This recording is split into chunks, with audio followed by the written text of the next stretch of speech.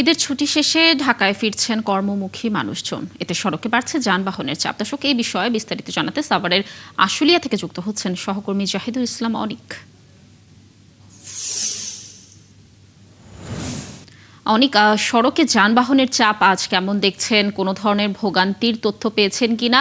আর নিরাপত্তা রক্ষাকারী বাহিনী যারা রয়েছেন তারা আসলে কি বলছেন সড়কের নিরাপত্তার বিষয়টি নিয়ে জানাবেন।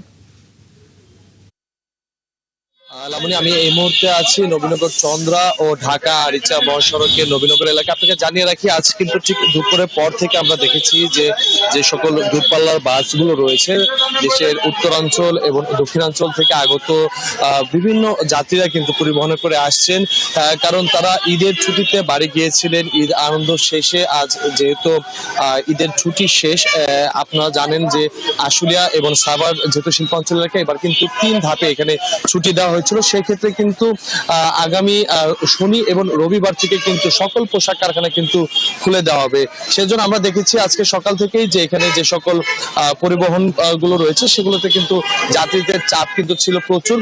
তাছাড়া আমি পরিবহনে আসার যে সকল যাত্রীরা ছিল তাদের সাথে কথা বলেছি। তারা যেমনটি জানিয়েছেন, উত্তরাঞ্চল থেকে আসতে কিন্তু তাদের তেমন কোনো বেগ পেতে হয়নি, যেহেতু রাস্তার অবস্থা খুবই ভালো ছিল, তেমন কোনো যানজট হয়নি।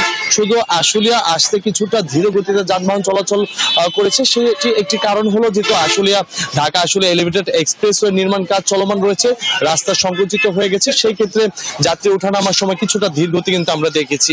আর আপনাকে যদি আমি নিরাপত্তার বিষয়টি বলে, আমি সাভার হাইওয়ে থানার সাথে কথা বলেছি। তারা যেমনটি জানিয়েছেন, নিরাপত্তার ক্ষেত্রে কিন্তু তারা এখানে প্রতিটি পয়েন্টে পুলিশ মোতায়েন রয়েছে। তাছাড়া এখানে প্রতিটি পয়েন্টে আমরা কিন্তু দেখেছি যে ট্রাফিক পুলিশের পাশাপাশি কিন্তু আইন শৃঙ্খলা রক্ষাকারী বাহিনীও তারাও রয়েছে, যেন কোনো প্রকার অপ্রীতিকর ঘটনা না ঘটে। এবার আপনাকে জানিয়ে রাখি, যেহেতু আজকে সরকারি সকল অফিস খোলা ছিল, আমরা কিন্তু দেখেছি যে আজকে ঠিক সকাল থেকে যারা শ্রমজীবী এবং কর্মজীবী মানুষরা ছিলেন তারা কিন্তু ইতিমধ্যে এই শিল্প অঞ্চলে কিন্তু আসতে শুরু করে দিয়েছেন। আগামী বৃহস্পতিবার কি শুক্রবার কিন্তু তাদের চাপটা বাড়বে, এমনটি কিন্তু আমরা দেখতে পাচ্ছি। লাবণী, ধন্যবাদ অনিক আমাদের সাথে যুক্ত থাকার জন্য। দর্শক, যেমনটি বলছিলাম যে ঈদের ছুটি শেষে অনেকেই ঢাকায় ফিরছে এখন।